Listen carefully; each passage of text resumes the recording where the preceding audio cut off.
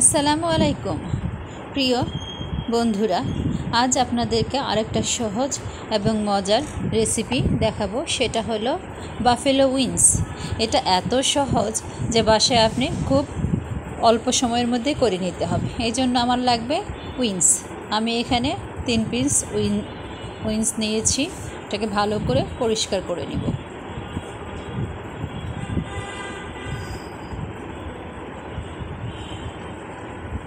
পানি দিয়ে সুন্দর করে আমি ভালো করে ধুয়ে নিব। তারপর এটাকে পিস পিস করে আমি পানিটা ঝরিয়ে নিয়েছি। এই যে এরকম পার্ট পার্ট করে কেটে ফেলেছি। ইচ্ছা করলে এটাকে আপনারা আরও ছোটও করতে পারেন। তো ভাজার জন্য এটা সাইজটা ভালো। প্রথমেই দিয়ে দিলাম আদা পেস্ট, তারপর রসুন আর পেঁয়াজ পেস্ট,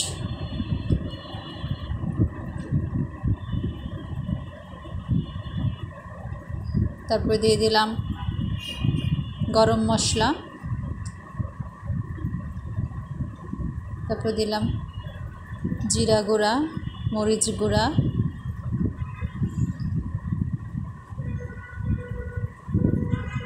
সামান্য একটু ধনিয়া গুঁড়া,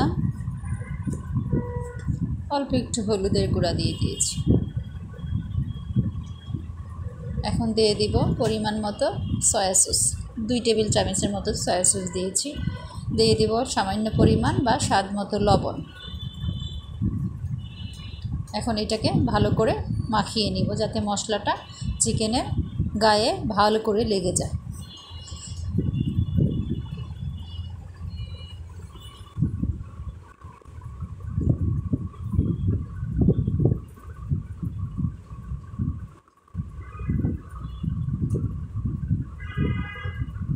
এই পর্যায়ে ম্যারিনেট করে রাখে, ভালো করে মাখার পর ম্যারিনেট করে আমরা আধা ঘন্টা থেকে 40 বা 1 ঘন্টাও রাখবো। মানে যতক্ষণ বেশি রাখা যাবে চিকেনে মশলাটা ততটাই ঢুকবে এবং খেতেও টেস্ট বাড়বে।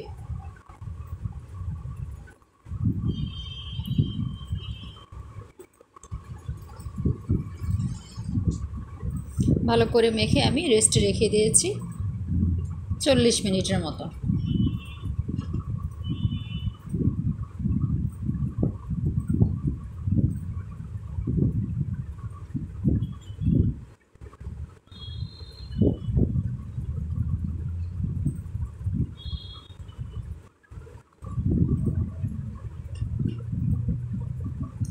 তো সামান্য পরিমাণ তেল দিয়েছি, সরিষার তেল, যাতে মশলাটা ভালোভাবে চিকেনের গায়ে মেখে যায়। এখানে চাইলে আপনারা অলিভ অয়েলও দিতে পারেন, আবার সয়াবিন তেলও দেওয়া যাবে।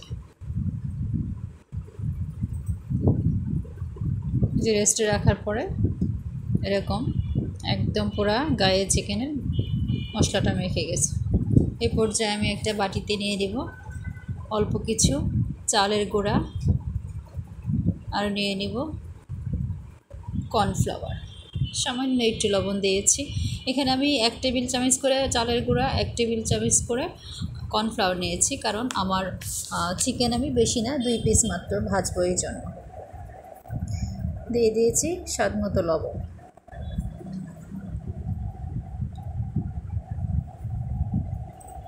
অল্প পরিমাণে নর্মাল টেম্পারেচারে থাকা পানি দিব, যাতে চিকেনটাকে এখানে আমি ভালো করে ডুবিয়ে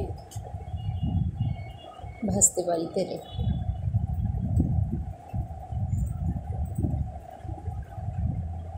এই ব্যাটারটা পাতলা হইলে ভালো, তাহলে চিকেনের গায়ে মোটা হয়ে লেগে থাকবে না।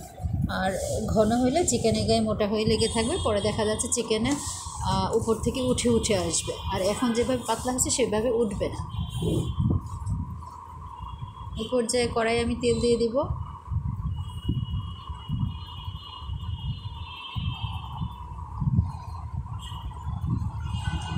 তেলটা গরম হয়ে আসছে, এখন আমি চিকেনটা তেলের মধ্যে ছেড়ে দিব। ভালো করে আমি কর্নফ্লাওয়ার এবং চালের গুঁড়ার মধ্যে চিকেনটা মেখে নিলাম। তেলে ছেড়ে দিব।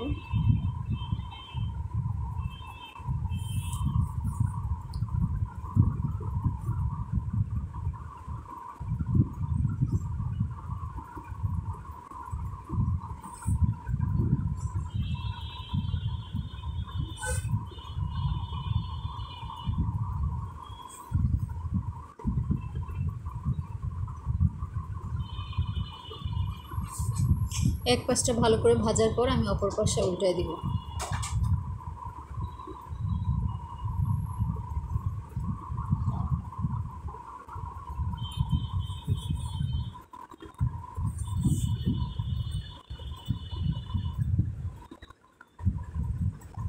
কর্নফ্লাওয়ার এবং চালের গুঁড়া দেওয়ার কারণে পাতলা ছিল ব্যাটারটা, এই জন্য এটা এত সুন্দর হয়ে ভাজা হয়েছে। এত ক্রিস্পি হবে না, কিন্তু খেতে অনেক স্বাদ হবে।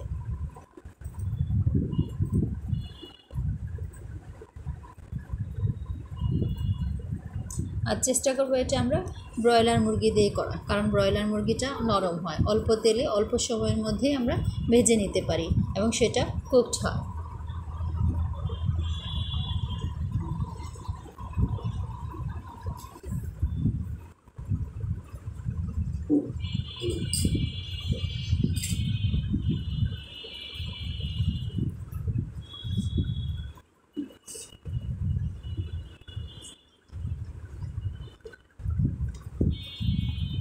দুই পাশটা আমি ভালো করে এপাশ ওপাশ করে সুন্দর করে ভেজে নিয়েছি, যাতে কোথাও কাঁচা না থাকে।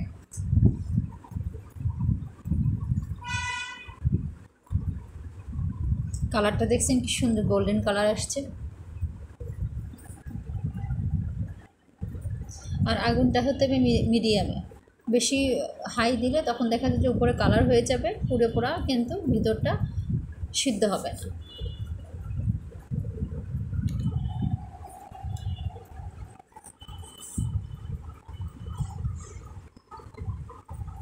আমার ওই পিসটা ভালোভাবে হয়ে গেছে, এখন এইটা শুধু সামনের দিকটা একটু বাকি, এই জন্য এটাকে আর কিছুক্ষণ ভেজে নেব।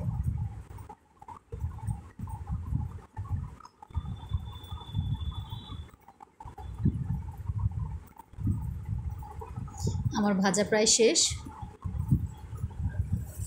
কি সুন্দর কালার আসছে। এখন এটাকে আমি গ্রেভির মধ্যে একটা সস তৈরি করব, সসের মধ্যে আবার এটাকে একটু নাড়াচাড়া দেব। এই জন্য প্রথমে আমি কি করব, কড়াইতে সামান্য পরিমাণ ঘি দিয়ে দিলাম। এখানে কেউ চাইলে অলিভ অয়েল বা সয়াবিন তেলও দিতে পারে, কিন্তু ঘিটা হেলদি তো আমি সেই জন্য ঘি দিলাম অল্প পরিমাণে। তারপরে দেব রসুন, এটা একটু থেতলে নিব।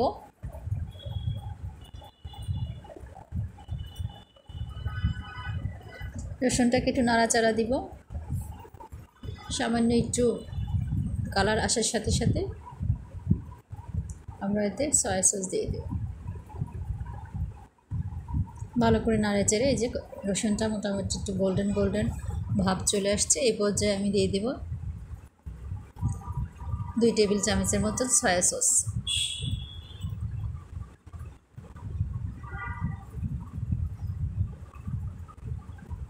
দিয়ে দেব 1.5 টেবিল চামচের মতো টমেটো সস। সুন্দর করে নেড়ে চেড়ে নেব। এতে লবণ বা চিনি কোনোটারই প্রয়োজন নেই, কারণ সয়া সসটা এমনিতেই সুস্বাদু খাওয়া যায়। এখন চিকেনটা দিয়ে একটু ভালো করে নেড়ে চেড়ে নেব।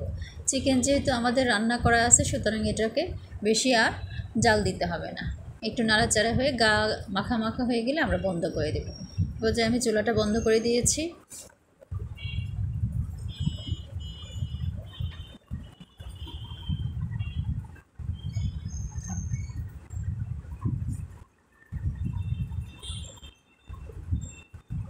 কি সুন্দর হয়েছে না, অনেক মজার। আমার রান্না শেষ, এখন পরিবেশনের জন্য এটা বাটিতে নিয়ে দিব। আর দিয়ে দিব সুন্দর দেখার জন্য, ডেকোরেশনের জন্য তিল, সাদা তিল দিয়েছি এখানে আমি। আপনারা চাইলে অন্য কিছু দিতে পারেন, আবার এখানে ধনিয়া পাতাও দিতে পারেন ইচ্ছা করলে। কি ইয়ামি না? এরকম সহজ এবং মজার রেসিপি দেখতে হলে আমার চ্যানেলটাকে সাবস্ক্রাইব করুন আর লাইক বাটন টিপ দিয়ে আমার সাথেই থাকুন। আল্লাহ হাফেজ।